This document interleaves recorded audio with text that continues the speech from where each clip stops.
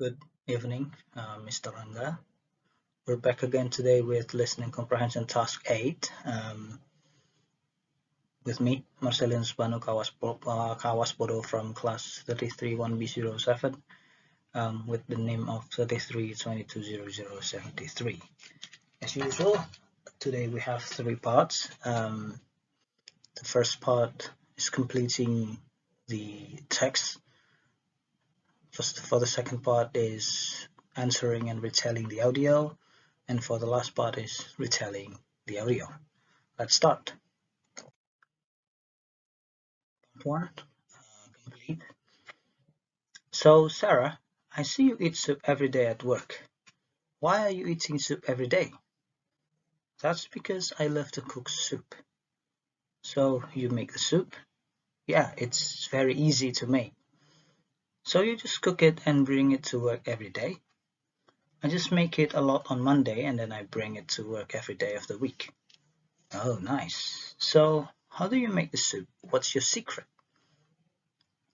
Well, I like to cook very easy, so I buy meat that already cut up, usually chicken and then some rice, usually brown rice, and then so after I bought the ingredients, I chop them up and I put them all together in water until it boils and add some seasonings. You Okay, so you say the water boils. As soon as the water boils, that's when you put in all the ingredients? Yes, that's right. So you don't put in any ingredients before the water boils? No, I guess it's just easier fats, salt and pepper, some garlic, and depending on the type of soup, either maybe some soy sauce or lemon juice. Do you put in the flavor in after you putting in the ingredients or before you're putting in the ingredients? Maybe after, but usually right about all of the time. So I just put everything at one time, and then after you cook the soup, did you put the soup in the refrigerator? Do you let it sit outside? I usually eat some right then, and I also put it in the containers for a week, but I let it sit in the containers out on the counter for a while for it to cool before I put it in the refrigerator. So you don't put it in the refrigerator until it's cool? Until it's about room temperature. And then how do you heat it up? Did you heat it up in a pot or do you heat it up in the microwave? In the microwave, it's the easiest. So you make enough for 5 meals. Maybe sometimes if I think I'll get tired eating it during a week, maybe I'll just make enough for 3 or 4 meals. But if it's some kind of that I think it's really delicious and I know I want to eat it every day, then I'll make a lot. Continue. Well, if that happens when you make the soup, you can make it for 6 or 7. Give me a bowl. Okay, I'll do that next time. Oh, great, thanks. That's all for the part 1. Now we're in the part 2, answering and retell. So, question number 1. When is Stephen going out with Jennifer? On Saturday night. Where's the movie theater? Next to the church. What is the favorite restaurant and why does the restaurant become favorite? The Pink Flamingo, because it serves an excellent Spanish food. Where is the location of the favorite restaurant? Starting from the movie theater, go south on Pine Street, cross the 2nd Street and drive through the 3rd Street. You'll see a parking lot on the left of the street and then turn left on the street and drive east. Pink Flamingo is the building just before the river on the left side. Now this is the question number 5. Retell the conversation using my own words. So the second story tells us a story of a man that wanted to go out on a date with a girl named Jennifer, and he wanted to ask her to hang out on Saturday night. He asked his friend, Rene, about some places.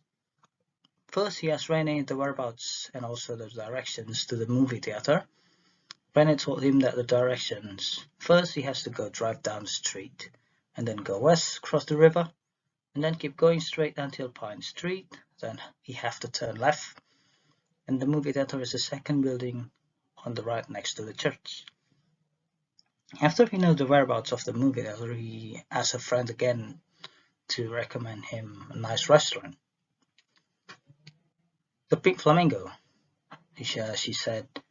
It served an excellent Spanish food, and of course, he asked Rennie again for the directions. And so she told him again, start from the movie theater, go south on Pine Street, cross to 2nd Street and drive through 3rd Street. And then there's a parking lot on the left side of the street. Then turn left on the 3rd Street, drive east, and the Pink Flamingo is the building just before the river. Rennie told him that the restaurant is open on weekdays from 11:30 a.m. to 11:30 p.m.